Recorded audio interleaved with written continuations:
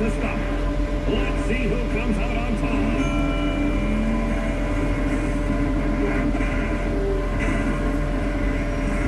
You can't beat a train, so don't try.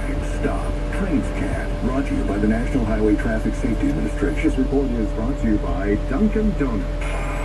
Weather on New Haven's Rock Station, Rock 101. Snowfall heaviest during the evening and then turning lighter overnight as the winds start to calm down a little bit as well. We'll look for temperatures to hover around in the 20s overnight and linger in the low and mid 30s for highs, with still some light snow around during the day on Wednesday with a few additional inches of accumulation. It finally winds down Wednesday night as the wind starts to settle a bit out of the northwest, and it will set up a few flurries on Thursday and partly sunny skies we get our way into the weekend.